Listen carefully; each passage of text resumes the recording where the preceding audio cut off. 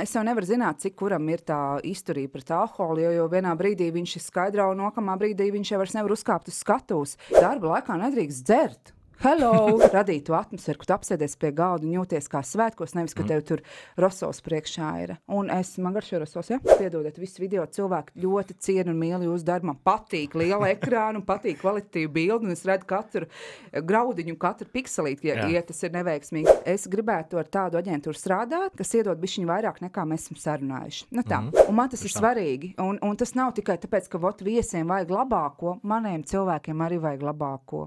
Ko es vēl varu? Kur es vēl varu attīstīties? Kur es vēl augstu? Kas tas next level, ja? Un man tā sajūta bija, kur citur, ja ne Itālijā?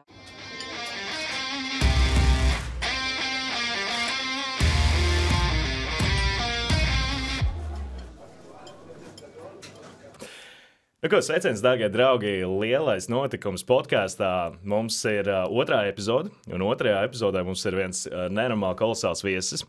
Un gatavoties šai epizodē, es uzprasīju mākslīgajam intelektam. Ko tad mākslīgais intelekts var pastāstīt mums par šo te viesu? Un te rakstīts tā. Vivita Leismane ir pieredzējusi pasākumu kāzu organizatori ar vairāk nekā 16 gadu pieredzi. Viņa ir uzņēmuma Prosecco Mood īpašniece, kā arī darbojas kā projektu vadītāja Ciao Magical Italy un Underground Intelligence. Vivita ir arī lektore ekonomikas un kultūras augstskolā. Viņas izglītība ietver bakalaura grādu kultūras vadībā un kvalifikāciju kultūras iestādes vadītājs. Papildus profesionālā darbībai Vivita uztur personīgo emuāru, es dzirdēju, man liekas, pirmo reizi šādu vārdu, Jā, fantastiski. kur dalās ar savām pārdomām un pieredzi. Viņa ir aktīva arī sociālajos tīklos, piemēram, Instagram, kur dalās ar pasākumu organizēšanas aizkulisēm un personīgiem mirkļiem. Fantastiski. Ļoti pareizi viss ir pateikts, tikai nav pielikt man jaunākā izglītība, jo bez bakalauriem man ir arī maģistra grāds, jo, lai tu būtu augstskolā tā kā lektors, tev ir obligāti jābūt maģistra grādam. Un tā kā tik precīzi pateica, kas ir mans bakalaurs, gribās pateikt, mans maģistra grāds bez bakalaura kultūras vadības ir starptautisku kultūras projektu vadība. Tā kā no tāda kultūras vadīšanas esmu aizgājis starptautisku, un tā arī tapa projekts Ciao Magical Italy, kas ir mans projekts Itālijā. Bet gan jau mēs visu vēl parunāsim. Labdien, labvakar, labrīt, buongiorno un visās pārējās valodās. Priekš šeit būt. Tas Ciao Magical Italy, tas ir tas jaunākais projekts tavs? Tas ir mans tā kā jaunākais projekts, dēļ tā, ka Latvijā jau 16 gadus organizējot pasākums, ir sajūta, ka gribās kaut kur plesties. Un tā kā esmu vairākas reizes viesojusies Itālijā, esmu saprast, ka tā ir valsts, kas man simpatizē un patīk, jo tur viņu tās vērtības par dzīves svinēšanu, par to, ka mēs nepārstrādājamies, bet mēs baudam dzīvi un mākam atpūsties, ir tas, kas ir 100% ar manu to personību. Un tad tieši šogad ir tas aktīvais darbs, kad es gribu iekarot Itāliju, organizēt tur kāzas, pasākums, vest mazas turistu grupas un parādīt to autentisko Itāliju, ko esmu tur piedzīvojis.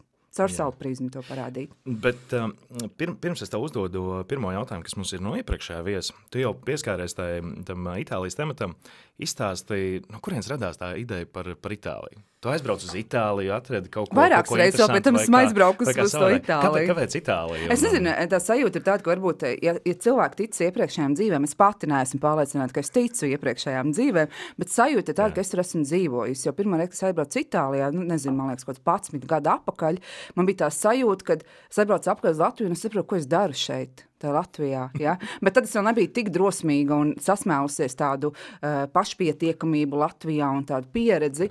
Un tagad pēdējo reizi viesojoties Itālijā rudens sākumā pirms visā svētka Jāmpadrača, es sapratu, viss.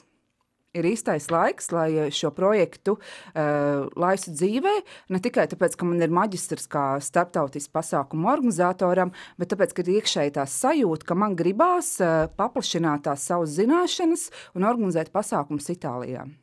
Un tagad aprīlī es braucu, man ir vairāki biznesa mītingi ar konkrētām Itālijas villām, ar kurām es gribu strādāt, ar kurām mēs esam komunicējuši savstarpēji, jo kas Itāļiem svarīgi, viņiem svarīgi, ka tu esi tur uz vietas, viņiem vajag redzēt to cilvēku, viņi nav ļoti komunikabli tur ar ēpastiem un tādā ziņā, viņiem vajag klātienē, un tāpēc es ik pa laikam braucu tagad uz Itāliju, lai ar tiem saviem sadarbības partneriem runāt, taisīt piedāvājumus un tālāk. Bet tā iekšējais sajūta ir tāda, ka Latvijā ir 16 gadus organizēts un negribās teikt, ka paplašināties. Man liekas, ka tas ir tāds loģisks solis, pamēģināt kaut ko starptautisku. Man liekas, ka pilnīgi visiem, kas nozarē jau strādā tik ilgi, un, kā es saku, tie ir tā dinozauri nozarē, kas ir. Es domāju, ka visiem kaut kādā brīdī iezogās tā sajūta, ko es vēl varu, kur es vēl varu attīstīties, kur es vēl augt, kas tas next level, jā. Un man tā sajūta bija, kur citur, ja ne Itālijā, jo arī, protams, manā maģistra darbā viens no tādiem pētījumiem bija tieši Itālijas kultūras vide, kā tur vispār ir, un kā tur ar tiem budžetiem un publiskiem pasākumiem un tā tālāk. Bet es vairāk privātā sektorā, kā vienmēr, vairāk tieši ar mazām grupiņām, ar kāzām, ar tādiem privātiem notikumiem. Es negribu tur taisīt festivāls, to, lai taisa cits cilvēkam patīk, tāpat kā es neorganizēju sporta spēles, man tas neinteresē, bet es organizēju kāzas, privātos pasākums, korporatīvos pasākums, prezentācijas pasākums. Tas ir mans, un arī tas savs ir jāatrod. Tāpat kā jāatrod savs, tas next level, kur es gribu iet, un kas ir varbūt tā valsts, kur es gribu attīstīties. Tas tā dabīgi. Man liekas, ka pieprasījums pēc Itālijas vismaz kāzu lauciņā ir pēdējos gados ļoti krietni pieaudzis. Ja kādreiz tas likās tā ļoti neaizsniedzams. Tagad filmās aptuveni, kaut kādas skaistās filmās, tu redz pie Como ezera aprecējušies Itālijā. Tagad tā ir realitāte. Tas vairs nav tāds sapnis. Gribās teikt, ka pirmkārt, tik labi, kā mēs dzīvojam, tagad mēs neesam dzīvojuši nekad. Mums ir pietiekami daudz viss kā apkārt, un liekas tāda seja, ka pasaule ir vaļā. Un kāpēc, ja tev ir rocība, kāpēc tev nenoorganizēt kāzas Itālijā? Jo tur, protams, savādāk ir kultūras atšķirības, komunikācijas atšķirības, ir ļoti daudz atšķirības, bet tajā pašā momentā, ja tu netaisi tur milzīgās kāzas un aizbraukt, tas ir milzīgs piedzīvojums. Vai arī Latvijā uztaisīt. Latvijā ir ļoti daudz skaistus mūžus. Pats tu ļoti labi zini, vai ne? Es pats esmu bijis balētā, kur, man liekas, man māsa vairāk pieredzēja to itāļu, to gaisotni attiecīgi tanī pasākumā, bet tas man likās tā forši, tā gaumīgi, viss salikts. Viņiem ir tā gaumīgi iekšā. Man ļoti patīk Itālija, es arī nesen biju Romā. Es jau Romā biju vairākas reizes, un es tā domāju, ko es tanī Romā darīšu? Aizbraukšu, varbūt vienkārši tur, nezinu, varbūt izbaudīšu garšīgu vīnu, teiksim, vai kaut kāds garšīgs ēdiens vai kaut ko tādu. Un tur jau ir tā viss tā atmosfēra, tas viss, tas vaibiņš, ko tu sajūti. Ja? Un tāpēc ļoti labi saprotu, par ko tu runā. Bet es nepārvācos uz Itāliju, tādā ziņā nepārvācos uz Itāliju, tāpēc, kad ir pieprasījums tur organizēt kāzas, tas ir mans iekšējā, tā sajūta, ka man ļoti patīk tā valsts, un es gribu tur vairāk uzturēties. Tais mēnešos, ka nav tur super karsti, kad ir varbūt rudens ziema, kad es varu tur padzīvot, jo man nepatīk kā rudens ziema. Tā sabalansēt pusgadu Latvijā, pusgadu Itālijā. Tā kā es kopā ar jums tagad laišu to ziņu kosmosā, ja? Paldies! Izstāst man vienu lietu. Es pieļauju domu, ka daudziem droši vien klausītājiem, daudziem cilvēkiem ir varbūt tādi, kaut kādas varbūt tādas aizspriedumi, neaizspriedumi vai pareizāk sakot, kā viņi to uztver. Ja kādas ir Itālijā, tad droši vien ir ļoti dārgi. Cik maksā kāzas Itālijā? Uz cik cilvēkiem? Kas mums klasiski ir? Klasiski ir kaut kāda, man liekas, tagad tipiskākais apmēram 30 līdz 50 viesi. 60 varbūt, jā. Apmēram tas tāds vidējais kāzu apjoms, kur kāzas tiek vairāk tā kā organizētas tiešām tādā nopietnākā līmenī. Un tad ir, protams, lielās kāzas.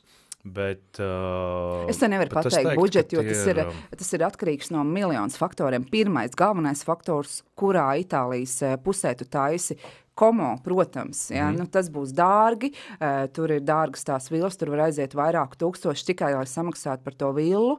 Nerunāju par to, kad Itālijā, gribās teikt, ir tā savu mafiju, tāpat kā mums Latvijā ir tie sadarbības partneri, piemēram, mūži strādā ar konkrētu ēdinātāju, konkrētu dekorētāju, konkrētiem cilvēkiem, kura nāk komplektā ar to pasākumu iet, un tu nevari ievest kaut kādas savējās lietas. Tā kā es vēl neesmu organizējusi Itālijā kāzas, ja kāds vēlās, varu noorganizēt, ja. Bet kas varētu būt tās galvenās lietas, tas ballparks saucamais, restīvi no līdz apmēram? Nē, es negribu teikt, tas ir tik ļoti atkarīgs tiešām no cilvēka, jo ir ļoti daudzas villas, kur pat ļoti, kā jau mums arī Latvijā, piemēram, skaistākās muišas, tur neprasās ļoti daudz dekorēt, kas nozīmē, Es tev uzprasīšu savādāk. Labi, prasa savādāk. Es kā politiķis atbildu šo jautājumu. Apmēram, teiksim, tādas smukas kāzas Latvijā var, apmēram pa 30,000 var diezgan forši. Itālijā nevarēs. Vai Itālijā var pa 30,000? Nevarēs. Būs dārgāk? Uz to cilvēku skaitu, ko tu minēji, kas ir 30, 50 cilvēki, būs vairāk. Itālija ir mazliet dārgāk, bet kas ir tas superforšais, kur tā vide apkārt ir tik jau smuka, ka te nevajag ieguldīt ļoti daudz resursus dekorācijās. Un arī viņiem tas ēdiens un itāliskais visas stils un pasniegšana ir savādāk, protams. Ja? Un kaut vai arī tu pats zini, ja tu esi bijusi Itālijā, ieej veikalā, piemēram, nopirkt vīnu. Tu ieej Latvijā vīnu veikalā, ja, un tu ieej Itālijā. Tās cenas, piemēram, alkoholam, tādam vieglajam ir daudz lētāks, vai ne? Un tāpēc tur mēs varam balansēt. Ir kaut kas dārgāks kā Latvijā, bet ir kaut kas arī, kas ir tā kā lētāks. Un arī viss ir atkarīgs arī no reģiona, kur tu gribi precēties. Vai tu gribi Sardīnijā, vai tu gribi pie Komo, vai tu gribi Taskāns kaut kādā mazajā vilniņā, kas ir varbūt tādā autentiskā Itālijas tai sajūtā. Tur tās cenas ir ļoti, ļoti dažādas par ēdināšanā un visādā citādākā. Kas Itālijas aspektā ir dārgāka pozīcija? Es domāju, bet tā ir pasākuma vieta un tad kopējais ēdiens. Tas jau arī Latvijā tā ir, tas kopējais ēdiens un viss pārējais, jo tur ir vairākas kārtas, jo viņiem Itāļi, kā jau mēs zinām, ir liela ēdā, viņiem garšo labi ēst un arī pie katra ēdiena savs vīns vai kaut kāds savs dzēriens, un tur aiziet tās lielākās pozīcijas. Esmu runājusi ar tiem dažiem organizatoriem no Latvijas, kas ir organizējuši pasākums Itālijā, un viņi arī saka, ka tas budžets var būt ļoti dažāds tiešām no reģioniem, jo Komo tur dekorētāji ir 1000 var paprasīt tikai par dekorācijām, kaut vai tur 30,000 tikai dekorācijas, nerunājot par vilnu un visu pārējo. Un tad ir kaut kādas pozīcijas, ko viņi saprot, kad viņi ņem no viņiem, bet viņi kaut ko ved no Latvijas, piemēram, pasākuma ceremonijas vadītāji, vai tur fotogrāfi, video meistari, ja tur kaut kādus make-up artistus vai bieži vien ir pat arī bijuši gadījumi, ko man stāstījuši tie, kas organizē tos pasākumus Itālijā, ka viņi ir izvērtējuši un sapratuši, ka viņiem ir lētāk aizvest uz Itālijas savas dekorācijas. Interesanti. Jā, kā tādas pieredzes esmu sasūkusies no kolēģiem, kas ir padalījuši to pieredzi, kā ir organizēta Itālijā, bet tā ir jāņem vērā tas, ka tā ir cita vide, bet Itāļi ir super atsaucīgi. Ja tu esi klātienē, ja tu aizbrauc ātrāk, ja tu iepazīsies, viņi te vados visu, viņiem ir svarīgi. Viņi ir tādi dzīves svinētāji. Un ģimeniski nenormāli. Ģimeniski arī, jā, bet viņiem ir tā, viņi ir super atsaucīgi, smaidīgi, priecīgi un laipni, bet viņiem arī ir savas robežas, kur viņi tā kā, tāds savs privātums, kur viņi nepārkāp. Tā kā tādā ziņā, rezumējot, gribās teikt, būs mazliet dārgāk, jo kaut vai arī, lai visi aizlidotu uz Itāliju. Tur ir jānopērk biļets, ir jānobuko numuriņš, tu jau nebrauksi, ja tev ir kāzas dienā. Tu gribēsi dienu iepriekš atbraukt, jau noskaņoties, iekārtoties, izgludināt, paskatīties vidu, aprunāties vēl. Un tas sasumējās ar to, ka tev tās 3 dienas kā minimums vajag ne tikai tev un saviem viesiem, bet arī komandai, kas atlido no Latvijas liela daļa. Es varu iedomāties, ja tas nav pārsimts cilvēku, kas, teiksim, speciāli norezervējuši lidmašīnu uz turieni, ja, tur, teiksim, tam lidojumam un tā. Tas lidmašīnas aizkavējās, lidmašīnas tur, nezinu, pārceļās. Visādi faktori, jā.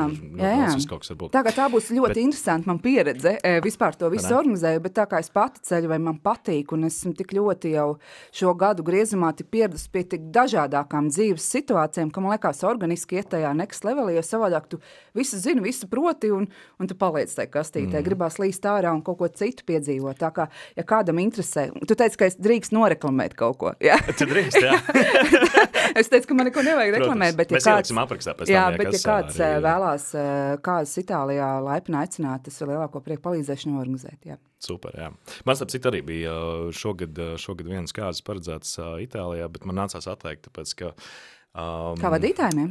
Kā vadītājiem, jā, tāpēc, ka es sapratu, ka tur bija tāda ļoti interesanta situācija ar vienu kāzu organizatoru, un es sapratu, ka man svarīgāk ir mana reputācija, mans vārds, un tā ir tā godīgi palikt attiecīgi pret organizatoru, nevis neskatoties uz visu, teiksim, tā kā vienkārši paņemt kāds Itālijā, tāpēc, ka tas man būs interesantāk. Protams. Tas savs vārds ir savs vārds, jo tomēr es un tu strādājam ar savu vārdu uzvārdu tirgu, un mums ir svarīgi tomēr turēt to latiņu, jo man arī, teikšu, godīgi ir bijuši kaut kādas situācijas sadarbības partneriem vai ar kaut kādām citiem uzņēmumiem, ka es jūtu, kad nebūs. Kad man ir jāatsaka, jo es zinu, ka es atvainojos par izteicienu, kaut ko sačakarēsies, kaut kādā komunikācijā, un ja jau sākumā jau nav patīkami un forši, noteikti es aizies kaut kur citur, un man būs paņems vairāk nervus.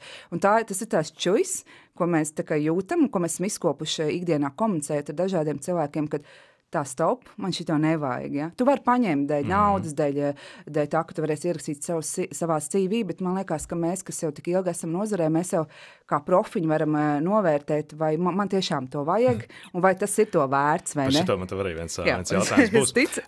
Bet iepriekšējais viesis mums bija Rihards Bērziņš no Papīra lidmašīnām. Ja? Un mēs katram no viesiem uzprasam podcastu beigās, uzprasam jautājumu kādu nākamam viesam. Tam nav obligāti jābūt saistītam ar pasākumiem, bet... Rihards zināja, ka es nākšu? Rihards nezināja, ka tu nāks. Tātad jautājums, ko viņš uzdeva, bija tas, tātad sekojušais. Kas ir kaut kas, ko tu vienmēr esi gribējis izdarīt uz skatuves, bet neesi saņēmies? Es skatos, neko nevaru izdarīt, jo esmu backstage cilvēks. Varbūt, ka tev no organizēšanas viedokļa ir kaut kas tāds, ka es gribēju tur, piemēram, tādu salūtu uztaisīt, bet es nesaņēmu. Man nepatīk salūti. Kā piemērs. Jā, esmu zaļi domājoši, ja tas ir salūts, tas ir papīra salūts vai lāzera salūts un vispārējais.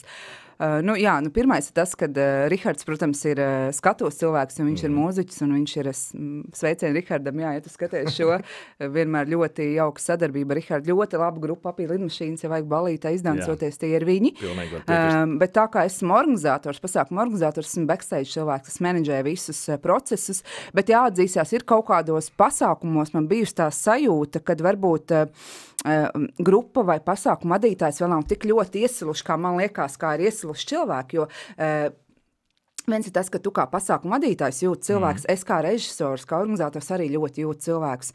Un kaut kādos brīžos man ir gribējies tā, davājiem, tagad mums vajag uztaisīt kaut kādu ar hāju, jo es redzu, ka tie cilvēki ir gatavi, un tas vadītājs varbūt vēl kaut kā tā kā līdz galam nejūt. Jā. Un tad man citreiz ir bijis tā, ka man gribās, un es saprotu, ka es nevaru kāpjas tās skatos, un tā vienīgais, ko es varu darīt, pateikt vadītājai, vai uztaisim tagad to spēli vai to atrakciju, jo es redzu, ka viņi ir tam gatavi. Un tas ir tas, kad es it kā esmu backstage, bet īstenībā es esmu visur, lai sajustu un iedotu impulsu tiem saviem cilvēkiem, kas skāpjas tās skatuves. Bet es pati tā kā, ne. Vienreiz laikam vienreiz bija situācija, ka es uzkāpu un cilvēki gribēja vēl balēties, dīdžejiem bija jābeidz, neviens dīdžeja neklausījās, un es uzkāpu skatuves, nevis skatuves, bet tur tai stūrītī un pateica, kad paldies par jauko vakaru, man bija prieks jums šo vakaru noorganizēt, bet šī ir pēdējā dziesma, lai jums priecīgs Ziemassvētku, laimīgs jaunais gads. Jo vienkārši likās, ka dīdžejs, es sarunāšu kaut ko pa čamam, bet mums ir, kā jau tu pats zini, ir pasākuma vietas, kur ir stingra montāža, demontāžas laika, ar klientu ir atrunāts, konkrēti klients man ir akceptējis, ka man ir jābeidz 2, tad es tā arī daru. Tā laikam bija vienīgā reize, ka man vajadzēja iejaukties, jo, cilvēki, kas ir kunga prātā, kā saka, viņi jau liekas, dīdžejs vēl uzliks, sarunāsim, bet man ir kaut kādos brīžos jājūt tas rāmis, kurā brīdī man ir jāiejaucās, lai visiem būtu labi, visi būtu apmierināti un tā kā mīļi beigtos. Mēs pēdējo dziesmu uzlikām arī kaut kā tādu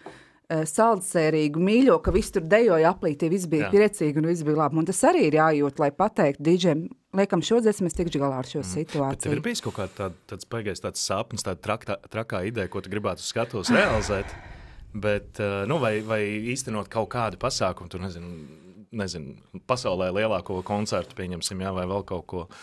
Kaut kas vispār pēc visām numeroloģijām, astroloģijām, visām zinātnēm, kas ir, viss rāda, ka man ir jābūt uz skatuves. Un kā es smejos, es nezinu, kāpēc esmu backstage.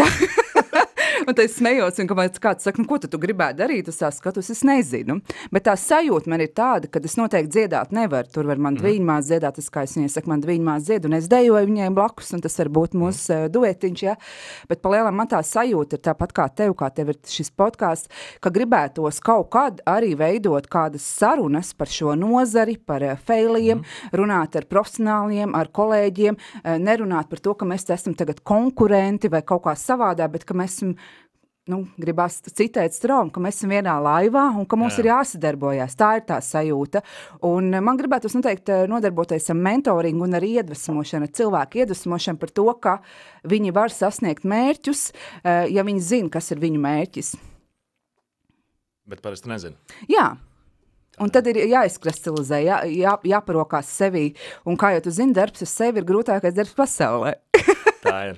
Vai ne? Bet, kad tu saproti, arī kā es, piemēram, pati nonācu līdz savai karjerai, līdz savam uzņēmumam, un vispār, kā es izgāju cauri, lai es tiktu tur, kur es esmu tagad, tas arī nebija tā rozēm, kā izsīts. Es biju visādi inčīgi, tā kā pa kalniem, pa lejām, tad saproti, nesaproti, tev liekas, ka tu dari forši, un tad dari ne, un ka kāds klients kaut ko pasaka labi, kaut ko slikti, tu zini tās šūpols, vai ne, kurās tu esi. Tu atceries kaut ko no tā laika, ka tu tikai sāki darboties pasākumu industrijā, kas bija kaut kādas interesantie notikumi vai kaut kādi kuriozi, kas bija notikušies? Kuriozi. Piemēram, vienās no pirmajām, ko es organizēju, tas bija vienā skaistā mūžā, mums bija ceremonija ārā, un Līgavai bija jānāk no mūžas, tā kā lejā pa kāpnītēm, un tas smuk pie altārīša. Un es skatos, jānāk ir, un man dviņmās, kā tu zini, man dviņmās asistē pasākumos sveicienu viņu, ka zinu, ka viņi noteikti noskatīsies, nošēros šo podcastu un pateiks visiem, kad arī jānoskatās. Viņa man ir lielākais fans un atbalstītājs, un paldies viņai par to arī par to, ka viņa pasākumos asistē. Un es esmu, protams, mēs esam sadalījuši zonas, kur mēs katra esmu, un es esmu pie ceremonijas, un es redzu, ka nenāk. Es māsai tā kā rācijā saku, hei, mums ir jāsāk, man pianists jau skatās, ir vēl dzīvā mūzika bija, man vajadzēja 10 minūtes. Es domāju, kas ir noticis, Līgava noģības vai kas, un pēc 10 minūtēm mēs palaižam, ceremonija notiek, balīt notiek, un uz piepiemas, kas notika? Līgava pārdomāju, man vajadzēja 10 minūtes, lai tā kā, ka, zin kā, iedomājies, tajā dienā ir tāds stress un pārdzīvojums, jo rodās tādi eksistenciālā jautājumi, vai tiešām man vajag precēties, vai viņš ir mans īstais, vai te ir visas dzīves beigas un sākums, vai kas tas tāds ir.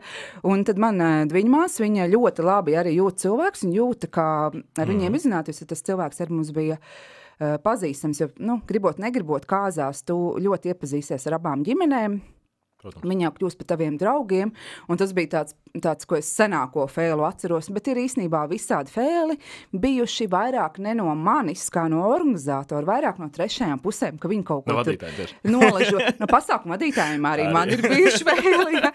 Bet vairāk es tā, kad es jau zināju, ka tu šo jautājumu noteikti uzdos, jo tas vienmēr ir inšīgi, uzzināt, kāda ir fēli vai kaut kāda tur citas problēmas, ko tu esi risinājis, sapratu, kad es laikam tik ļoti mīlu to savu darbu, ka es tik ļoti esmu to visu saplānojis, lai viss būtu forši un jauki, ka kaut kāds fēls vienmēr iznāk no kādām trešajām pusēm, kas kļūst par tādu kuriozu, tā kā Baibai Sipeniecei Gavarē, viņai ir pilnīgi stāvizrādi, kur viņa stāsta par visiem saviem kurioziem kāzās, un ja man likās, ka man ir notikuši smieklīgākie notikumi, tad es aizbraucu, noskatījos Baibi šo stāvizrādi, un likās, saka, Dievs, Baibai var ūdeni pierest, man dzīvē nav noticis nekas, man ir garlaicīga organizatoru dzīvi, jo Baibai ir tādi kuriozi bijuši, kad es nestāvu klāt. Bet klausies, tā neliekas, brīžiem, man laika pa laikam piezogās tāda sajūta, ka tagad, pēc tik ilga laika jau tev sanāk tā, ka tu tik labi, tik pareizi taisi pasākums, bet kādreiz taču, bija kaut kāds tas kipišs, kas tur notikās un tā tālāk, tur bija kaut kāda tā sava veida tas šarms mazliet. Skaidrs, ka tas nebija tādā līmenī un galīgi negribētos vairs nonākt tādā situācijā. Negribētos taisa, kurpēc vairs staigāt. bet ir kaut kas tāds, kas tenī visā mazliet pietrūkst, ne? Nē, jo zin kā, man liekas, ka tagad ar tām visām zināšanām un pieredzes pasākums var taisīt gudrāk, skaistāk, harmoniskāk, jo kas man vienmēr ir svarīgs, ko es negribētu paņemt no savas sākotnējās Vivitas, kas organizēja pasākumus, es biju diezgan saraustītāka emociju ziņā un vispār kā cilvēks. Tagad es aizēju uz pasākumu, zinu, ka es visu esmu izdarījusi, par visu esmu padomājusi, un es esmu iemācījusies pēdējo gadu griezumā izbaudīt tos pasākumus. Un man kā vadītājam, nevis kā pasākuma vadītājam, bet šī projekta vadītājam, kā pasākuma organizatoram ir miers un harmonija tajā dienā. Mani nevarēs izsist no līdzsvara, es nesākšu raudāt vai emocijās nekliekšu savu komandu, jo man liekas, tas ir tas labākais, ko esmu izkopus, kad es aizietu uz jebkuru pasākumu, jebkurā situācijā, esmu mierpilna, cieņpilna, ar mīlestību izturos pret savu komandu, viņi to jūt, viņi jūtās novērtēti, apčubināti, viņi aiziet uz skatuves vai vienalga backstage'ā, vienalga, kas viņiem ir jādara, tajā dienām izdara labāko. Un tā sasumējās tas labais, foršais pasākums un labās atsauksmes, kas ienāk pēc tam no klientiem. Jo tā Vivita, kas kādreiz organizēja iepriekš, viņa bija daudz emocionālāk un haotiskāk, un esmu pateicīga visām šīm pieredzēm, klientiem un pasākumiem, kas man ir bijuši dzīvē, kas man tagad ir aizduši tādu mierīgu, mierpilnu un baudpilnu organizēšanu. Es tiešām to beidzot varu izbaudīt, jo kādreiz bija pēc pasākuma, es aizēju mājās, iekrīt gultā, un liekas, šausmas, es pārgrus esmu. Tagad man bieži vien pēc pasākumiem, es bieži vien, bet lielākoties aizēju mājās, un es nevaru aizmigt no tām emocijām, no tām sajūtām, kas piedzīvots. Gribās teikt, ka beidzot es baudu savus darba augļus patīkamā formātā. Zini, par ko es tagad iedomājos? Tu saki, tu esi tā kā nomierinājusies, tā kā, tur visu un tā. Un tad ir Itālija. Itālija vispār ir pilnīgā hausā. Man liekas, tur nav tādu konkrētu laiku, tādu konkrētu grafiku, vēl kaut kas ja viņi kavē, tas ir normāli. Itālija dzīvo savu dzīvi. Jā. Tā kā... Un tieši tāpēc tas ir mans next level. Kad esmu laikam jau tik ļoti, gribās teikt, Latvijā plūst savā mierā, harmonijā un tādā mīlestībā, kas man arī ļoti patīk. Ja man jau vairs nav 23 gadi, man ir jāsāk domāt par tādu foršāku, mierīgāku dzīvošanu savos gados, bet tā sajūta ir tāda, ka man tieši gribās to jauno sajūtu, jauno bliezienu, jaunās tās emocijas, to viņu kultūru, to visu attieksmi, pret kā viņi attiecās pret tevi, vai kā viņi komunicē, vai kādas ir tās viņu vērtības. Ir tā sajūta tiešām, ka gribās iemest sevi tā kā kaķā ar kaut kādiem maziem šitiem rokas pūslīšiem, nevis ar laivu, un lai es izpeldu tai situāciju. Tas ir tas next level, tas ir par izkāpšanu no tā komforta. Es tev pirms podkāstā ieminējos to, ka vakar bija interesanta situācija. Es laiku domāju, ka tu stāstīsi man par tos vakardienas situāciju. Man pienāca tāds interesants zvans. Man tur sāk kaut ko stāstīt, kaut kāda tur dzimšanas diena, kas un kā. Tagad būs kaut kādi baloni un ūdens, un nākamnedēļ jau tur tas viss... Es jau, kad dzirdu baloni, man jau ausis jau nolaižās. tas pats pasākums un tā. Un es sapratu, ka tur jau ir tik daudz sarkanie karogi. Bet kas bija viena lieta, kas man visu laiku kaut kur tur pakausīja, zin kā sēdēja, bija tas, ka varbūt man zvana no rādio un izjoko. Es nevarēju saprast. Okay. Bet es vienā mirklī saprotu to, ka viņi tā kā diezgan nopietni to domā un tā ļoti haotiski vispār runā un tā. Kas ir varbūt tev kaut kādi interesantie, zvani, kas pienāk, kaut kādi interesantie pieprasījumi vai esmu garlaicīgi šai ziņā. Kaut kādas tādas lietas. Tāpēc, kad mani, kādreiz, kad es sāku savu karjeru, protams, es pati zvanīju, meklēju savus klientus, pasākumus un tā tālāk. Tagad es nezvanu nevienam, teikšu godīgi, un to es arī saku saviem studentiem, kad, ja tu esi aktīvs sociālā vidē un dalies ar darbiem, ko tu dari, klients atnāk pie tevis. Tā ir man tāda personīgā pārliecība, jo pēdējo gadu griezumā man tiešām klienti paši personīgi ir rakstījuši, viņi ir piesakojuši man, viņiem patīk man tā nostāja par pasākumiem, es kā cilvēks un personība, un viņi grib, lai es organizēju. Un tāpēc gribās teikt, ka ja tu tur iespringsti un ķer katru klientu, tad man liekas, tur ļoti daudz klienti red flagi, ja? Bet ja tas klients jau tev ir piesakojis un tu rezonē ar viņu, tad ir tā komunikācija un tā sadarbība ļoti jauka. Bet, protams, ir kaut kāda red flagi, kad es jūtu klātienes mītingos, kad kaut kas īsti nav vai kaut kas ir pret kaut kādām lietām, jo noorganizēt jau skaidrs, mēs varam jebko par klientu naudu, jebko, ja? Bet tev arī pašam ir iekšā tāds... kaut kāda sava latiņa, kur tu, cik tālu tu ej, cik tu vari panākt pretī, un es arī esmu cilvēks totāli, kas komunicēt caurspīdīgi, kam ir svarīgi jau pašā sākumā pateikt, kas ir tās lietas, kas iet pretrunā ar manu darbošanos, kas man ir svarīgas, jo es saku, es nekad laikam nebūšu miljardieri, tā nedrīkst iekodēt, ja? Bet es tiešām negribu sapelnīt visu pasaules naudu un organizēt visus pasākumus. Es gribu strādāt un organizēt pasākumus cilvēkiem, kam es patīku, ar kuriem es rezonēju, jo tad beigās gala rezultāts būs ļoti jauks, patīkams, un es aiziešu mājās, nevarēšu aizmigt no tām sajūtām un emocijām. Jo kādreiz es organizēju visiem. Jā. Visiem. Par lielām naudām, par mazām naudām, par skaistām acīm, par pieredzi, par ierakstu CV. Un tas sākumā ir ļoti vajadzīgs. To es arī saku saviem studentiem. Ejiet visur, visos iespējamos virzienos. Bet tad, kad jūs esat nostājušies uz savām kājām un iztuši vietu zem saules, tad izvērtējiet, kuriem klientiem, kuriem sadarbības partneriem jūs strādājat. Tas ir jūsu vārds. Un man ir ļoti svarīga mana reputācija, lai esmu izdarījusi maksimums un iedevusi no 105%, jā. Un tas man ir svarīgi, jo ir bijuši red flag, bet es esmu vienmēr bijusi godīga un pateikusi lietas, kuras redzu, kur nesaskan, un tad vai nu mēs varam kopā vienoties par apusē izdevīgu tā kā vienošanos, darījumu, vai mēs izanalizējam un izvalknām tādu kopējo vadlīniju, klientiem ir labi, ir man, un lai, tas ir, zin kā tā viss ir komunikācija, bet es vienmēr tā komunikācija esmu tieša, konkrēti, varbūt citam liekas, ka es pēc skarbu kaut kādas lietas pasaku, bet es vienkārši zinu, cik tas ir svarīgi pašā sākumā izrunāt visas lietas, visas triggers, visas red flags.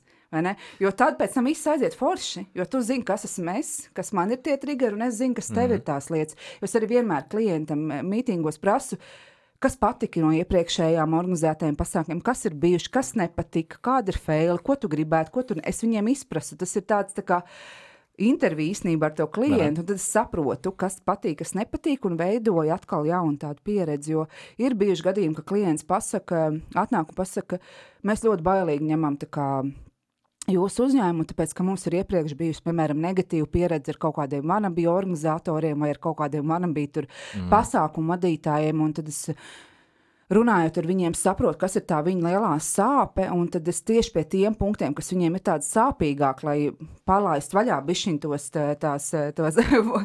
to kontroli, lai viņi man uzticās, tieši esmu piestrādājusi pie tām sāpīgām lietām, lai viņi redz, ka visi tādi nav un ir nozarē ļoti daudz brīnišķīgi cilvēki, kas var izdarīt līmenī, un tu vari paļauties, jo man, un es ticu arī tev, ir svarīgi, lai uzticās tev, vai ne? Protams.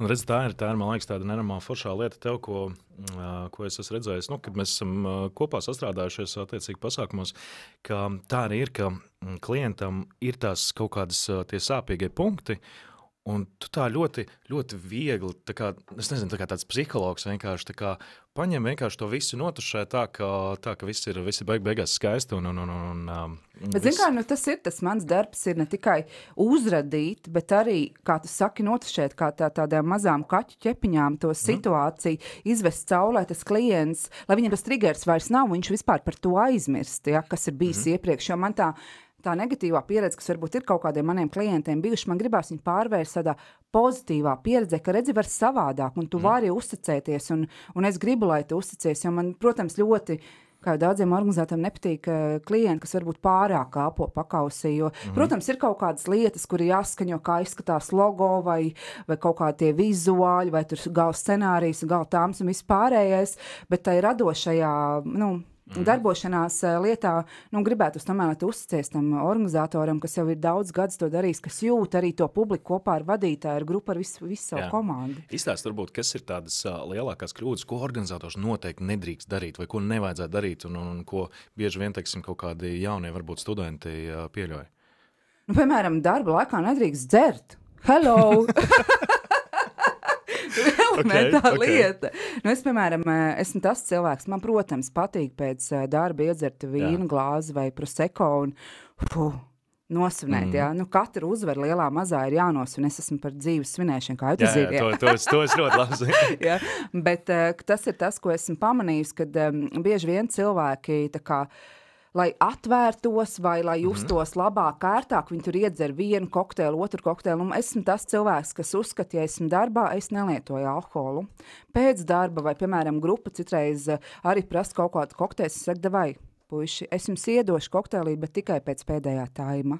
Kad darbiņš būs izdarīts, jo es uzskatu to, ka pasākumā jebkurā brīdī var notikt jebkas, un man ir svarīgi, lai visa mana komanda ir fokusā, ar skaidru prātu, skaidru saprātu un var reaģēt. Jo pats var notikt, tu jau pats zini pasākumos. Es tik domāju, kā ar grupām, jo grupas parasti ir tās, kuras, tā kā kaut kādu vai kokteilīt vai vēl kaut ko. Par pārējiem es pilnīgi piekrītu, ka tur viss ir mazliet savādāk, bet laikam grupas ir tās, kas... ja tā var teikt, tā kā grēko ar to, bet varbūt, ka, es zinu, ka citiem ir atkal tā, ka viņi nevar padziedāt vai viņi nevar uzspēlēt. Jā, un es arī tos māksliniekus zinu, un viņi tad arī pieklājīgi atnāk un pasaka man, vai es varēšu, vai ko, vai kas, bet lielākoties tie cilvēki, kas strādā ar mani, viņi zina, ka Vivitai, nevis tāpēc, ka man tur tādas ambīcijas vai vēl kaut ko, es varu izpildīt visus tehniskos un komforta raiders, un visi, kas strādā ar manīm, zina, ka es ļoti cienu un mīlu savu komandu, un visi būs apčubināti personīgi, ja? Bet man tas ir tāds, kā tas ir mans pasākums, mans vārds, ja? Un es jau nevaru zināt, cik kuram ir tā izturība pret alkoholu, jo vienā brīdī viņš ir skaidrā un nokamā brīdī viņš jau vairs nevar uzkāpt uz skatuves. Maņā būs jāatskaitās klientam, ne jau tam māksliniekam varbūt noraust no honorāra tas klients. Ja? Tā kā es tādā ziņā, tie cilvēki, kas ar mani strādā, viņi zina, ka ja vajadzēs iedert šotiņu, ir stress vai lampadrudas, visādi var būt, un visādi arī ir bijis. Es būšu tas, kas ielies un mazinās to spriedzi, bet man ir svarīgi tiešām, lai tāda cieņa un mīlestība pret darbu, tāpat kā esmu mēnešiem organizējuši šo pasākumu ar cieņu un mīlestību un pret jums izturās, kā pret savu komandu apčubinot un padomājot par katru, man ir svarīgi, lai tu izdari savu darbu 105%, un to var izdarīt tikai skaidrā prātā. Es tā uzskatu, un ar tādiem cilvēkiem strādāju, jo man ir visādi kuriozi bijuši, ka tiešām vienā brīdī viņš ir skaidrā, un nākamā brīdī viņš nevar uzkāpt vairs uz skatuves, un man tas ir jārisina. Tāpēc man ir kaut kāda stingra noteikuma, un esmu arī organizējis pasākumus ar saviem studentiem, un arī tiešām tāds gribās teikt, kāds kurios ir bijis, kad studenti, es nezinu, pasākumu otrajā pusē redz, ka studenti jau man jau staigājo tādi, un es pieeju un saku, kas notika? Un tā viņi saka, es redzēju, ka tu arī dzēri kokteili, kā mīļās meitenes, bet tas ir bezalkoholisks. Tas, ka tev ir kaut kāda glāzītē krāsains kokteils, nenozīmē, ka tas ir alkoholisks.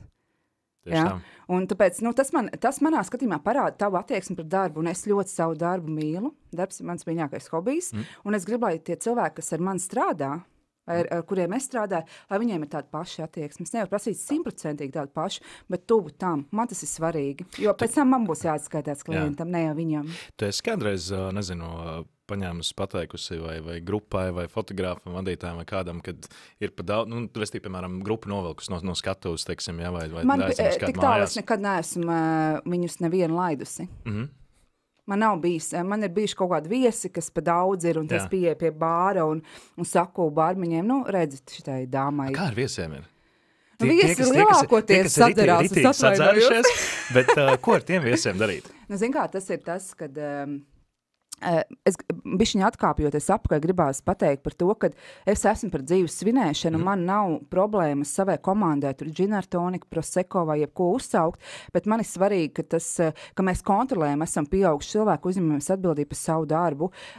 Es parūpēšos un atnesīšu visiem, kas ir vajadzīgs, lai viņi justos labi, bet es arī kontrolēšu, lai viss ir tā kā līmenī. Man tas ir svarīgi, un manējie cilvēki zina, ka, es beigās arī pēc pasākuma, bieži vien pēc mičošanas, paņem vienu proseko glāzīti, jo man arī bišķiņu vajag ieelpot un izelpot, ka tas ir izdarīts, un es saglinu savu komandu, un mēs nosinam to, ka tas ir izdarīts. Ja? Bet runājot par viesiem, ko es daru pēdējo gadu griezumā, es vienmēr ņemu bāru ar bārmeņiem, un viņiem ir stingrs nosacījums, ja tu redzi, kā tas puisis nāk un dzer to džinu ar toniku, un tu redzi, ka viņš jau nāk ar vien slīpāk, tad ielej to toniku vairāk nekā to džinu. Ja? Un tieši tāpēc es arī iesaku pilnīgi visiem tādos lielos pasākumus, vai arī zinot kaut vai to savu mērķautoriju, to savu viesi, ka viņiem patīk iedzert, labāk paņemt to bāru, nevis, ka viņiem ir brīvi pieejams alkohols, tad viņi ātri vien pirmās 2-3 stundās būs piedzērušies. Tad, kad tomēr ir tas bārs, tu jau tā kā piecelies no tā galda, ej uz tā bāru un saproti, vai tu prasīs tam bārmenim to kokteili, vai tomēr tu paņem skoli, nevis viski ar koli. Ja? Tā kā tādā ziņā pēdējos gadus gadus es stingri ņēmu šos bārmiņus, kuriem uzdevums ir kontrolēt, lai neapdzerās, jo, kā jau mēs zinām, cilvēks, kas ir apdzēries, viņš ir neprognozējams. Cits ir supermīļš. Jā, tu nāk runāties, samīļot 600 reizes pateikt paldies, ka tu norganizē tik skaistu pasākumu. Citiem parādās tāda agresivitāte, un man negribās sakauties. Man ir bijuši kāzas, kur ir tuvu kautiņām, dēļ tā, ka, kungu prātā jau ir puiši un kaut ko tur grib ģimenē risināt, un tāpēc no tās reizes esmu sev pateikusi, nekādi alkoholi uz galdiem vai brīvi pieejami, ir jābūt cilvēkiem, bārmiņiem šajā gadījumā, kas kontrolē to plūsmu un regulē tās lietas, jo cilvēks, kas ir jau paņēmis uz krūts, kā saka, viņam tu iedos bišķiņu vājāk ruma kolu, viņš to nejutīs, bet mēs zināsim, ka viņš vairāk dzer kolu tagad nevis ar divām pilītēm ruma aptuveni, lai viņam tā smāri Man uzreiz atmiņā atnāk, prātā, ir daudz tās vietas, kur tipiski ir tas, kad viņi saliek tur attiecīgi to karbonādītu, kartupelīti, un tad ir viss pudeles uz galda. Jā, tas ir klasiskais latviešu galds. Jā, tādas standarta kāzas Latvijā, laikam, es gan parasti tādās, paldies Dievam, laikam, netik daudz vairs esmu, tāda diezgan maz, bet jautājums, vai tev ir kaut kādas, tās vietas, kas ir tipiskās, kur daudz zina, kur tu zini, ja nosauc to vietu, ka tur nebrauc, vispār neorganizēs. Zin kā, es pirmkārt tādās vietās neorganizēju pasākumus, jo es kā organizators arī ar klientu runājot, pasaka, kas ir tās lietas, ko mums vajag, ko nevajag. Un tādas galdas, ko tu tagad noraksturoji, esmu redzējusi varbūt tiešām ģimenes kaut kādos pasākumos vai tādos. Es zinu, ka daudziem tas liekas pieņemami, bet es izstāstīšu, kāpēc es tādus galdus nekad neesmu pieļāvusi savos pasākumos. Jā. Pirmais ir šis bāra faktors, ka tu sēdi pie galda, dzer ar saviem tur draugiem, bērnības draugiem un visiem pāriem, un tad tu piecēl to savu dimentiņu un ej uz to bāru, un ejot, tu saproti, vai tev ņemt labāk to kolu, vai ņemt to viskiju ar kolu. Tu saproti, ejot jau, vai tev vēl vajag tur nākamo kokteili. Tas ir viens. Un otrs, ja tev uz galdiem ir šie bagātīgie rosoli, kotletītes, visas augstās gaļas, gurķīši, viss pēc Latvijas super tradīcijām, ja? Tu iesēdies, tu pārēdies. Un tāpēc, ko es daru? Vienmēr ir svētku vakariņas, kur katram pasniegt porciju, vai viņš pats aiziet uzlikt siltu ēdienu, viņš pēd, un tad viss vakar tev ir pieejams augstais galds, furšetiņš, kas ir kādā citā zālē, kur tev atkal ir jāpieceļās un jāsaprot, vai es vispār tagad tos salātiņus gribu, vai es labāk padzeršu ūdeni. Jo savādāk tu jau pats, kā arī pasākumu vadītājs, ļoti labi zini, cilvēkiem, kas ir piedzērušies un sēdušies, viņi nenāks ar tevīm uz savām atrakcijām, viņiem vispār interesē, līdz viņu mieru. Ja? Mans uzdevums ir tomēr viņus izkustināt, lai viņiem ir pozitīvas emocijas.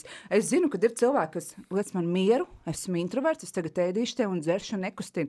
Un es viņus arī nekustinu, bet lielākoties cilvēki ir atnākuši svinēt un baudīt. Un var, protams, svinēt un baudīt arī pie galda, ja? Bet vairāk jau tās jaunās emocijas mēs iegūstam, ka mēs piedalāmies kaut kādās atrakcijās, kaut kādās citās lietās, ko ir organizators vai pasākumu vadītājs.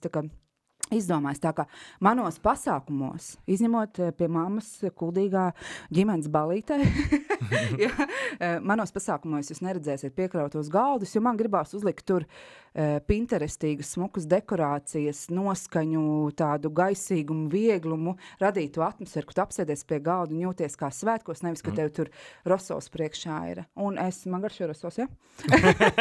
Un arī man baloni patīk bērnu balītēs, bišķiņ piebilstot, ja? Par baloniem, nevis tāpēc, ka es ienīstu balonus kaut kādos pasākumos, bet pirmkārt, kā jūs teicu, esmu zero waste cilvēks, esmu zaļi domājošs cilvēks, un man liekas, ka balons ir daudz, ļoti daudz skaistas dekorācijas, ko var izmantot balonu vietā, bet es arī sev oponēšu par to, ka balons ir lētākā dekorācija, ar ko var izdekorēt krāšņi un plaši un lieli, un es savam krustdēlam arī dāvinu balons, jo tas ir forši aizvest kaut kādu smēlī vai slimnīcu, esmu kādam sasirgušam aizvest lielu pa balonu ar smaidiņu.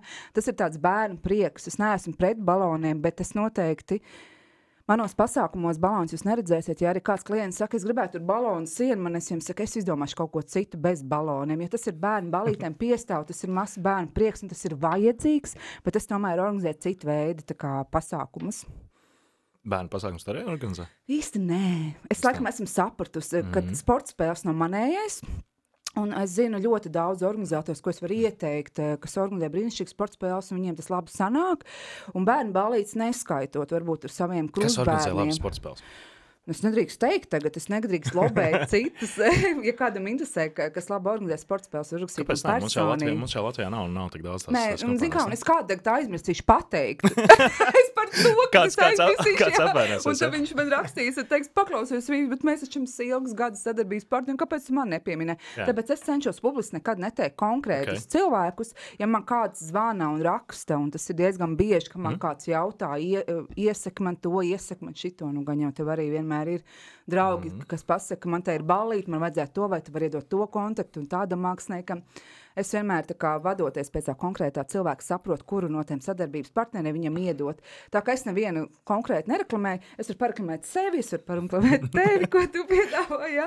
Jo mēs esam atnākuši pie tevis ciemos, bet Latvijā ir daudz brīnišķīgi profesionāli, kas brīnišķīgi organizē sportu svētkus lieliem maziem uzņēmumiem, kas brīnišķīgi organizē bērnu ballītes ar tik inšīgas un ar baloniem, bez baloniem, ar seju spāru, batutiem un kas tik nav izdomāts. Ja? Es vairāk esmu sapratusi, kas ir tie pasākumi, kas man patīk, un es organizēju tos. Un pārējie, kas dara, es iesaku partnerus savējos. Tu izstāst lūdzu tādu lietu. Kur cilvēki visbiežāk iznieko naudu pasākumu industrijā? Pasākumu. Tā kā klients, ka nākot pie manis, kur aiziet visvairāk. Vajag, bet tu saproti to, ka tas neiedos nekādu īstu rezultātu, varbūt vai nebūs tās rezultāts, bet nauda būs pamatīgi iztērēta salīdzinoši. Tagad es atkal kādam atņemšu darbu. Bet varbūt uz kaut kādām šīm tehniskajām un video projekcijām, kad es saprotu, ka ir kaut kādas prasības tur ceremonijai, pasniegšanai un tā tālāk un tā joprojām, bet redzot arī tās tāmas tehniskās, es redzu, ka tās var arī nomazināt, jo, tev pats ļoti labi Alfa strādā, Canva mums tagad visiem ir, mēs visi esam savi dizaineri. Ja? Es redzu, ka ir kaut kādas lietas, kur tā tāmīte var būt mazāk, un es varu investēt, piemēram, paņemt kaut kādu vēl papildus, mākslinieku, paņemt fotokasti, paņemt spineru, paņemt vēl kaut, karikatūristu vai tur grafologu, kas būs kā papildus izklaide. Tie cilvēki, kas varbūt ikdienā neskatās tik super kvalitatīvi kaut kādas lietas, viņam mājās mazliet televizoriņš, viņš atnāk uz pasākumu, un tur ir uztaisīta tāda video projekcija, kad varbūt to naudu varēja investēt kaut kur citur. Piedodiet, visu video cilvēki ļoti cienu un mīl jūsu darbu. Man patīk liela ekrāna un patīk kvalitatīva bildi, un es redzu katru graudiņu, katru pikselīti, ja tas ir neveiksmīgi.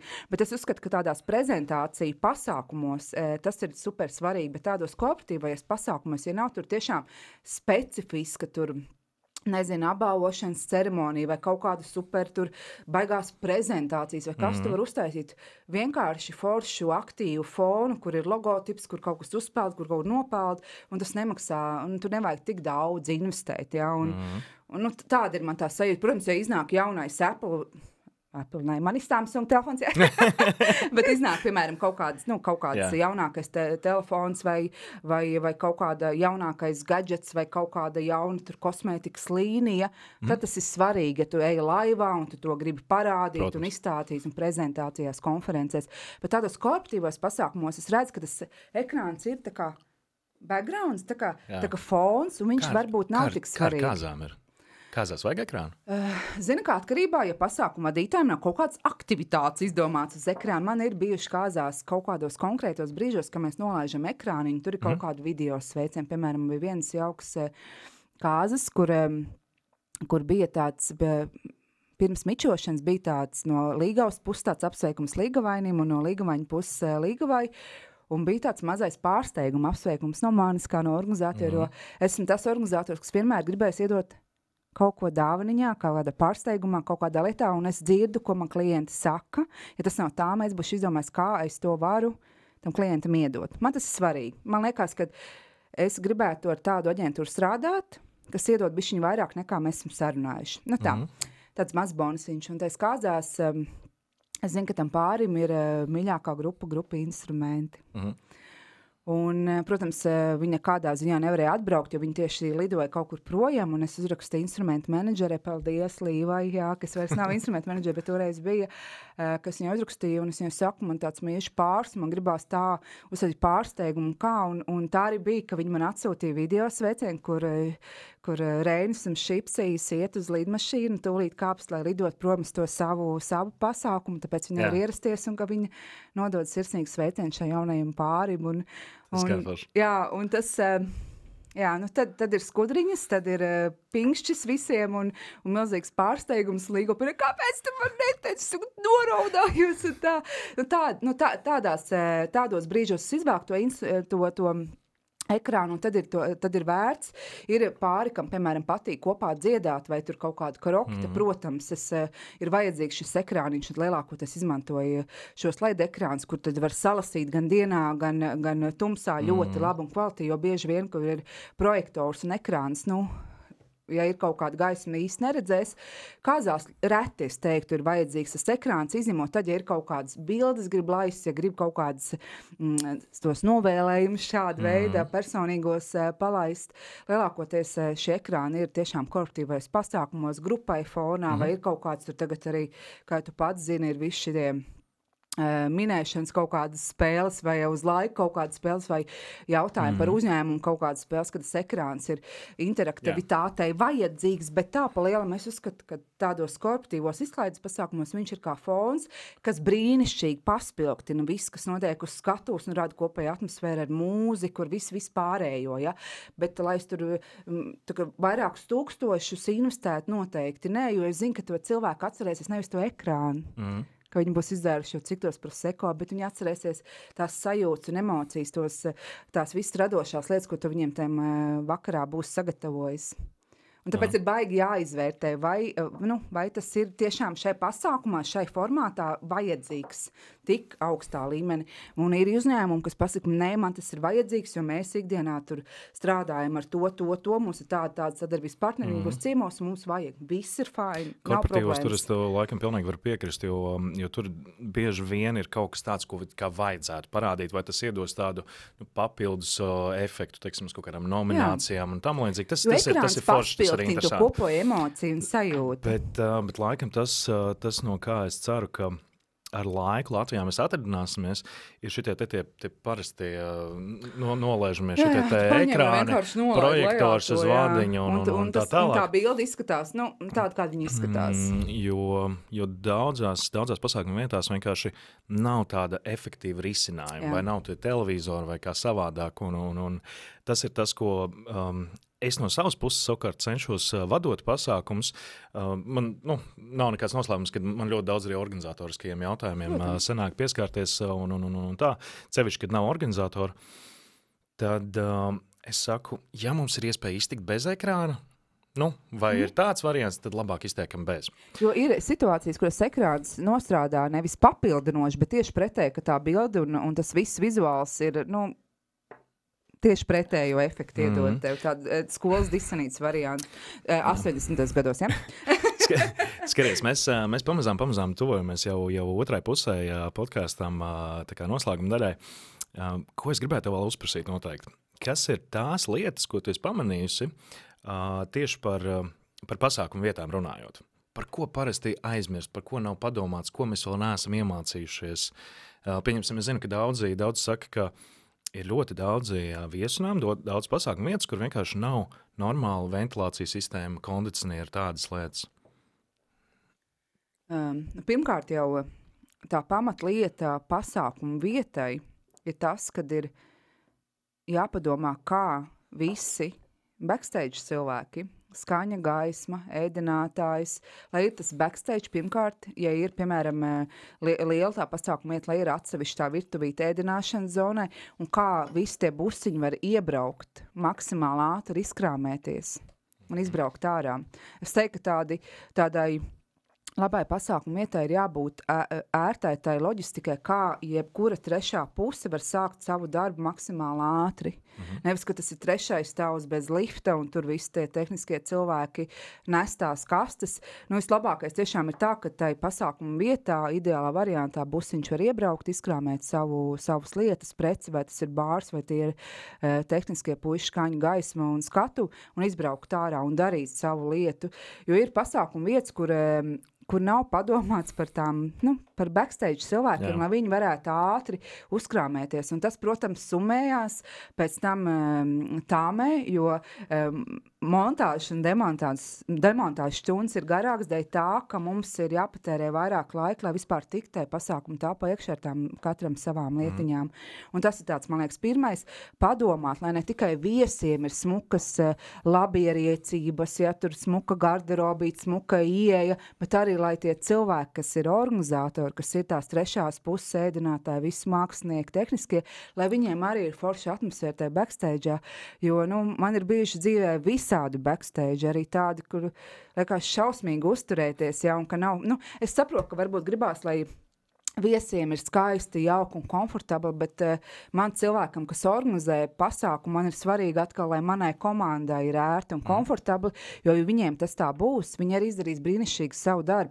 Protams, mēs visi esam atnākuši šeit strādāt, neviens nav princis un princeses, un visi pielāgosies, ja ir tīpaši mūsu nozarē strādājošie, jo mēs visi esam atnākuši šeit uz pasākumu, lai katrs viesis justos labi šai pasākumā, bet man kā organizatoram vienmēr es izvēlšos vairāk tās pasākumu vietas, kur man komanda var justies ērti, jo ja man komanda jutīsies ērti, viņi izdarīs ļoti superīgi savu darbu. Viņi varēs arī parūpēties par Tieši viesiem. Tā, un man tas ir svarīgi, un tas nav tikai tāpēc, ka viesiem vajag labāko, maniem cilvēkiem arī vajag labāko. Jā, tā, un es kaut kā, es esmu tas organizators, kas ir ļoti svarīgi, un es redzu arī, ka citi organizatori, viņam liekas, tur manējais stāvs, lai taču pasūt pizzas un ēd, bet come on, visu dienu tu nevar ēst pizzas, tev ir jāpēd siltais ēdiens kārtīgi, lai tev ir spēks, lai tev ir enerģija, lai tu jūties labi un var izdarīt savu darbu.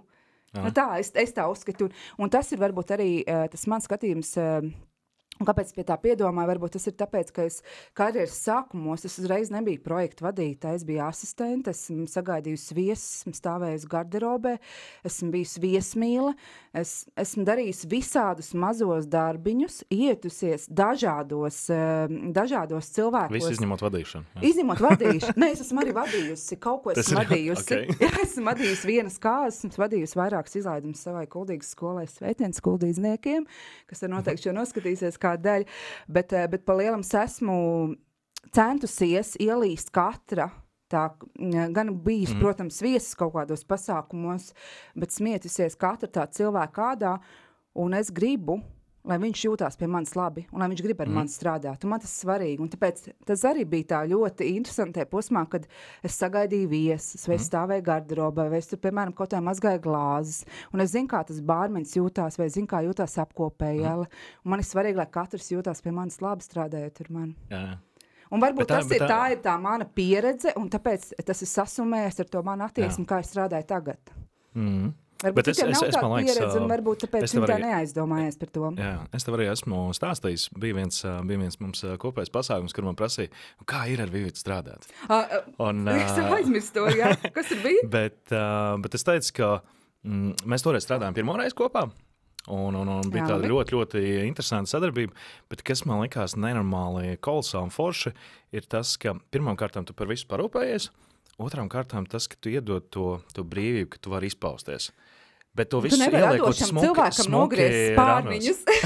Bet, zini, man liekas, ka es esmu tāds ļoti neradošs cilvēks, manuprāt. Ja? Daudz man teiks, ka ir pilnīgi pretēji, bet man vismaz pašam tāda sajūta. Tāpēc jā, tas bija tāds interesants atgadījums. Bet tev ir vēl viens ļoti interesants jautājums. Skaties, mums kā latviešiem patīk visu darīt pašiem. Ja? Es taču varu pats un tā tālāk. Kas ir tās lietas, kuras drīkst iedot klientam izdarīt pašiem, Jo viņi pateiks, jā, mēs paši tur varam bāru salikt, mēs paši varam tur, nezinu, paši aizvest to jauno pāri, paši varam tur, nezinu, salikt kaut kādas dekorācijas, salvatītes, vēl kaut ko būs taču lētāk un tā. Kas ir tas, ko drīkst iedot pašiem darīt? Man šitā dari pats. Ja ir pieslēgts organizators, īpaši nepatīk, tāpēc, ka ir bijuši visādi faili. Ja? Tur, piemēram, pasūt kūku, un tad ir Instagrams, un tad atveda realitāti. Ja? Un tad man ir kaut kā, jāsaved tas, ja? Lai tas izskatītos labi un smuki. Tāpēc es ļoti vadoties pēc klientu un viņu tām zināšanām izvērtēju, ko es varu viņiem vispār iedot. Un, piemēram, es bieži vien pasākumiem vizuāļus taisu pati, jo man patīk vienkārši vizuālās lietas. Tur, nezinu, izveidot ielūgumus vai to pametā maketu un tādas lietas. Un ja es jūtu, ka klientam, lai viņi nodarbinātu arī un tiešām iedod kaut kādu darbiņu, es citreiz iedodu uztaisīt viņiem to ielūgumu, vai, piemēram, viņiem ir apbalvošanas ceremonija, viņi ir, piemēram, tās balvas gadu no gada sūtījis pie savas sadarbības partneri, tās balvas un tos diploms un tur pakojuši un sējuši lēns un vispārējo tās lietas viņiem pilnīgi brīvi var nodot, lai viņi to dara savā stilistikā. Es gan vienmēr pajautāju, atsūtīju bildes no pagājušā gada, kā tas izskatījās, lai es saprotu, vai tas iet mūsu kopējā pasākuma konceptā un kopējā pasākuma noskaņā, jo lai nav tā, ka tur mums ir black and white ballīti vai kaut kāda, nezinu, džungļu ballīti, un tagad man atnes pilnīgi kaut kādu, kaut kādu citu lietu. Jā, un tas ir tas, ko es vienmēr klientiem iedod arī to komunikāciju ar saviem viesiem, piemēram, tur nosūtīt ielūgumus, aizsūtot arī, kā var nokļūt līdz konkrētai pasākumu vietai, ja tā sarežģītāk ir piekļūšana. Es viņiem ļauju to komunicēt. Es ļauju arī klientiem, kas arī ir ļoti jauki un ļoti jauks žests, un par to nav jākaunās, ka paši klienti sagaida savus viesus, ka nevis, ka man ir viesu sagaidītāji, piemēram, mani asistenti, bet pats klients, vai nu tur uzņēmumu vadītājs, vai personāla cilvēks, vai mārketinga cilvēki paši sagaida tos savus viesus un parāda, ka te ir garderobi, te ir, ko var paņemt welcome drink, uzkodiņas un ieņemiet tur vietas zālē. Ja. Es viņiem ļauju jau pašiem ar tādām dzirkstošām acīm redzēt, kā tie viesi atnāk, un viņi atnākuši baudīt un priecāties un svinēt. Tās lietas labprāt, ja viņi to vēlās. Ja. Ir bijuši gadījumi, ka pasaka, nē, mēs nevēlamies, tu, ka sagaidīt savus viesus, ļoti reti tā ir, jo man tiešām ir tie paveicies ar uzņēmumiem, cilvēkiem, kas ikdienā strādāja, ka viņi tiešām mīl tos cilvēkus, kas nāk, un viņi grib svinēt, un viņi grib sagaidīt. Bet ir bijuši reiz, kas arī pasākumu vadītājiem, atkarībā, kurš man vada to pasākumu, saku, kad es negribu, lai tu atnāc tikai tur 6:00, ka tu jāiet uz skatuves, es gribu, lai tu atnāc 5:00, ja. Lai tu vari izstaigāt pašu zāli, un ja nāk pirmie viesi, ka tu jau vari kaut kādu aizbreakeri var uztaisīt, iepazīties ar viesiem, saprast, kāda publika mums šovakar būs, ar kādu mums būs jāstrādā, jo tas uzreiz arī tam pasākumu vadītājiem iedod tādu brīvāku sajūtu par to, ka es jau zinu, es iepazinos tiem viesiem, viņš iet uz skatuves ar to pirmo runu, un viņš jau zina tos viesi, viņš arī jūtās labāk, brīvāk, pieņemtāk, jo, protams, viss, kas kāp skatuves, viņi ir bišķiņi augstāk par visiem pārējiem, un man negribās, lai tu jūties augstāk, es gribu, lai mēs jūtamies kā vienādā līmenī. Man tas ir bijis vienmēr svarīgi, es nekad nešķiroju cilvēks, man apkopējs vai tehniskais cilvēks vai pasākumu vadītājs ir līdzvērtīgi, tā ir mana komanda, viņi visi ir mana komanda, par visiem es parūpēšos, un tāpēc man patīk, jo pats arī zini, kad mūsu pasākumos kopīgos, ka man patīk, ka tu jau esi sākumā un jau komunicē cilvēkiem, pasaka kaut kādu joku, pasaka kādu komplimentu kādai dāmai, un tas reiz jau tā kā... Pie tam, kas man liekas ir ļoti, ļoti svarīgi šī aspektā, pieņemsim, ka tu kā pasākumu vadītājs esi tik ātri, lai mēs ar teviem vēl paspētu izrunāt vēl visas lietas, kas mums ir scenārijā, un lai tev nav tā, ka tev ir, piemēram, pēdējā pusstunda, kur ir ļoti daudz, kas notiekās, vēl pēdējās lietas, kur tev ir raust uz visām pusēm, un tad es vēl nāku vēl virsū ar to, ka tagad mēs runājam scenārijā. Jā, tas, man liekas, ir tāds... bišķiņi tādu mītu gāzīšu par to, kad ļoti daudz filmās rāda, ka pasākumu organizators tikai skaisti izskatās un atnāk, ka viss ir sakrāmēts. Un to es arī saku saviem studentiem, kad šis nav viegls darbs. Tāpēc, ka pasākumu organizators īstenībā ir tas cilvēks, kas pirmais ieiet pasākumu telpā. uz montāžu un strādā ar visu savu komandu. Tad viņš smuks sapucējās, novada pasākumu, un tad viņš ir demontāžā. Viņš ir pēdējais, visticamāk, kas izies no pasākuma vietas. Tās ir daudz stundas, tāpēc darbiņš ir jāmīl. Ja? Cik vispār pasākums var paspēt gada laikā uzorganizēt? Daudz. Tā kvalitatīva. Jā, daudz. Cik ir daudz? Nezinu, es neju uz kvantitāti. es tiešām izvērtēju. Man pat ir tā, ka esmu kaut kāds pasākums. Cik nedēļā var uzorganizēt? Nu, var jābūt paralēlē pasākumi, ja tu spēj to nodrošināt. Bet es saku, pasākumi jau lielākoties sākās no trešdien, ceturtdien, piekdien, sestdien. Tad gribās teikt 4-5 pasākumu nedēļā ir ok. Ja tev ir milzīga komanda, kas tev var asistēt, palīdzēt. Ja? Es nekad neņemu tik daudz pasākumus. Es nedēļā esmu ar savu komandu apkalpojusi 4 pasākumus, un tad es sapratu, ka tas ir tas, ko es varu ar savu kapacitāti un ar savu komandu, lai būtu tas līmenis, kurš man ir svarīgs. Zemāk es negribu iet. Man tas ir super svarīgi. Man laikam uz vadīšanu arī ir kaut kāda apmēram 4 pasākumu nedēļā, tad es jūtos daudz maz vēl ok. Jā. Tas ir tāds, nu... Vai ne? Tas ir tāds komforta skaits. Ja ir vairāk, tad tu vienkārši iztiec vai nu bez miega vai kā savādāk. Jā, un tas nav vajadzīgs. Es saprotu, gan tev kā vadītājiem, gan man kā organizētājiem svarīgi izgulēties, lai mums ir asais prātiņš, mēs varam reaģēt jebkurā brīdī. Un tāpēc tas ir tas, kad man patīk iedzert to vīnglāzi, bet es viņu nedzeršu, un es viņu iedzeršu pēc pusnakts, jā, tāpēc, ka man visu laiku ir jābūt tam skaidram prātam. Man nav nekas, ka cilvēks iedzer vīna glāzi galīgi. Nē, mēs dzīvojam vienreiz, kā daudzās dziesmās dzied, ja? Bet pa lielam mēs tomēr esam darbā, un man ir svarīgi, lai tev ir kristāli skaidrs prāts, lai mēs varam kopā sinerģēt. Un tāpēc es vienmēr būšu pasākumā uz vietas, vienmēr visu sagaidīšu, un vienmēr pēc pasākuma no visiem atvadīšos. Okay. Un tu zini, tu esi bijis te pasākumos. Tas, man liekas, ir ļoti normāli. Man tas ir svarīgi arī kā organizātori pateikt paldies par darbu. Tas ļoti labi sanāca, šis bija stilīgi un gaidījuši bildes un samīļot un uz sadarbību un tā. Nu, es tāda esmu. Katrs strādā, kā viņš uzskata par pareizi, bet es uzskatu, ka nav pareizi vai nepareizi tā, kā tu gribi, kā tu jūti, kā vajadzētu. Kas ir tas, ko tu gribi vēl izstāstīt, noreklamēt vai padalīties? Nu tā tad, ko es gribu noreklamēt? Piemēram, šo jauns kungu es gribu noreklamēt. Ļoti jauks pasākumu vadītājs. Viņam ir fotokasas spinners, ko esmu izmantojis savos pasākumos. Un tiešām ļoti jauka enerģiskā komunikācija un attieksme, kā arī pret sadarbības partneriem, gan arī kā pasākumu vadītāji. Tā kā paldies par visām lietām. Un jau iepriekšējais paldies, jo jāspēj pateikt paldies. Tas arī svarīgs. Jā. Un paldies par izdarīto un paldies par visu, kas vēl būs priekšā. Ko es varu noreklamēt? Es neesmu cilvēks, kas baigi reklamēt, tā kā vienīgais, ko es varu pateikt, ja jums patika mūsu saruna, es patiku un patika tas, ko es stāstīju, var piesakot man sociālos tīklos Vivita Leismana vai manam uzņēmumam Prosecco Mood, ja interesē Itālijas lietas. Kur es labāk piesakot? Vienalga, tas ir atkarībā, kas vairāk patīk, ja interesē es kā cilvēks, kā personība, lai iztaukot vai saprast, vai šis ir mans organizators, vai šai dāmai vajadzētu organizēt mans kāds, tad noteikti Vivita Leismanas, gan LinkedInā, gan Facebookā, gan Instagramā. Ja gribās vairāk par pasākumiem uzzināt un redzēt, ko esmu dzīvē vispār izdarījis šo 16 gadu griezumā, tad ir mans uzņēmums Prosecco Mood.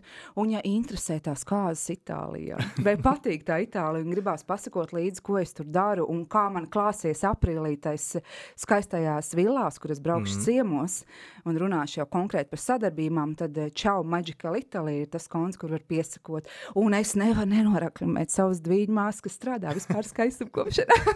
Viņa ir kopšanas speciālis un brīnišķīga mentora Vivita Leismana. Jā, vajag nadziņus, skaistas, kā jau. Ja? Redzēju. Jā, tad droši pie manas dviņmās. Un kāpēc man gribēs pieminēt dviņmās? Jo visi šie uzņēmumi, kur es strādāju, es palīdzu viņai, viņa palīdz man, viņa man asistē pasākumos. Un tu pats zini, es piedzīvojis, kā ir, kad man dviņmās man asistē pasākumos. Un, protams, mums kā dviņiem... Lai gan es uzskatu, ka mēs esam atšķirīgi dviņi, mūs jauc pasākumos un ir bijuši miljonus kuriozi, bet tie paliks laikam aizkadrā. Ja, man liekas, mēs tik daudz kaut ko esam izzinājuši. Tā kā tā ir tāda vēl viena lieta. Un jā, mums ir ģimenes uzņēmums, arī visi sadarbības partneri. Man ir svarīgi, lai es viņus jūtu kā savējos, viņi jūt kā manējos, un arī klienti, kas nāk, viņi jau nāk ar tādu atvērtu sirdi. Un tad viss sanāk, tu pats zini, kad ir red flag, kad tu jūti, ka kaut kas sāk jau rīvēties, kaut kādas nesaskaņas atskaņas sāk veidoties tikai tāpēc, ka tu jūti, ka kaut kur mums nesaskan tās svarīgās, fundamentālās lietas. Tā kā paldies, ka uzaicināji. Jā, man bija ļoti interesanti atskatīties šo visu. Mums ir vēl viena lieta. Es gribētu, lai to uzdod jautājumu, izdomā jautājumu priekš nākamā viesa. Jautājums nav obligāti jābūt saistītam ar pasākumu industriju. Tu zini, kas ir tavs nākamais viesis? Tas ir no industrijas vispār. Es saprotu, kurā virzienā. Tur ir, mēs vēl šobrīd skatāmies, tur varbūt vai nu viens vai nu. Jā, tāpēc. Tā, nu, bet es domāšu tomēr par pasākumiem, ja? Un tu par tiem kurioziem visiem prasi. Tas nozīmē, to es nedrīkstu prasīt. Nē, nu, par kurioziem jau ir interesanti pārunāt. Zin, kā tur jau tas jau ir tāds, ko ir interesanti arī atcerēties visiem un tā. Nu, es tomēr par tiem pasākumiem laikam paprasīšu. Lai vaļā. Jā. Varbūt nākamais viesis var atbildēt uz jautājumu, ja viņš organizētu savu, nezinu, dzimšanas dienu vai kaut kādu pārsteigumu balīt vai, piemēram, sauskāzes, kas būtu viss tāds trakākais scenārijs, ko viņš gribētu radīt. Un arī pasākuma vieta. Vai viņš, piemēram, brauks uz Āfriku un kopā tur varbūt ar kaut kādiem tur dejotājiem vai kaut kādām citām lietām. Vai viņš izvēlēsies tur braukt uz Parīzi un to ballīti uztaisīt tur Parīzē, piemēram, kaut kādā skaistā parkā. Respektīvi, trakākais scenārijs savai ballītē vai kādai pārsteiguma ballītē vai kāzām, ko viņš būtu gatavs realizēt, lai tas būtu neaizmirstam, lai tas būtu totāli ārpus rāmjiem. Lai tas nebūtu klasiskais scenārijs. Trakākā ideja, kas iet ārpus rāmjiem, ko tu būtu gatavs uz ko tu būtu gatavs Nevis tā, parakstīties. es tagad pasapņoju un tā un šitā, ja, bet kad es tiešām būtu gatavs to izdarīt. Un es dotu bišķiņ tādas vairākas variants. Tā var būt tava dzimšana, tas var būt pārsteigums savai draudzenei, draugam, vīriem, māsam, mammai vai kam, vai tas var būt arī kāzas. Man liekas, ka tur uz kāzām dzimšanas dienām un tā tālāk tur ir pilnīgi dažādas atbildes, tāpēc, ka dzimšanas diena ir katru gadu.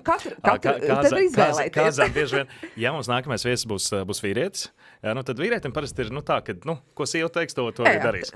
Sievai atkal savukārt... Nākamreiz tev ir vīrietis, tad tos kāzas noņem nost, ja? Vai nu tas ir dzimšanas diena vai pārsteiguma balīte, bet tas trakākais scenārijs, ko tiešām reāli dzīvē būtu gatavs izdarīt. Es varu iedomāties, ja teiksim, un tas vīrs, piemēram, pasaka topošai sievai to ideju, un sieva, man liekas, to ideju uzreiz izmest kaut kā ārā.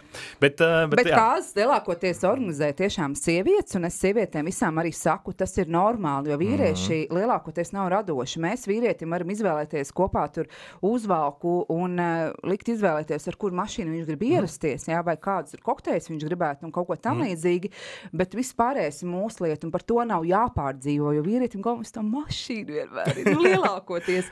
Tā kā es noteikti gaidīšu 3. tavu epizodu, lai saņemtu atbildi uz šo man jautājumu, bet tiešām nevis es tagad aizbraukšu tur uz Itālijas skaisto kaut kādu muižiņu un organizēšu pasākumu, bet kas būtu tiešām tāds, pilnīgi. Aizdot, piemēram, uz mēnesi nosvinēt savu dzimšanas dienu, vai tiešām tur Francijā kādā skaistajā parkā vai, kaut kas pilnīgi, bet ārpus rāmjiem. Neklasiskais variants. Varētu būt ļoti interesanti atbildi īstenībā. Es gribēju šai nozares ietveros, jo man būtu interesanti arī paklausīties, ko cilvēki, varbūt, kas strādā vai nestrādā nozarē, domā par tādām nestandarta lietām. Jo klasisko balīti, jo mēs visi varam noorganizēt. Ar tiem latviešu galdiem, ja? Nē, pie manis nē. Tikai mājās. Dāmas un kungi, šodien pie mums ciemos Vivita Leismane. Tas bija podcasts Lielais notikums sadarbībā ar Nordic Events un Skaņa Gaisma LV. Un, Prosecco mood. Čau, Magical Italy. Un tiekamies pasākumos. Tiekamies pasākumos. Paldies, ka uzaicināji. Super.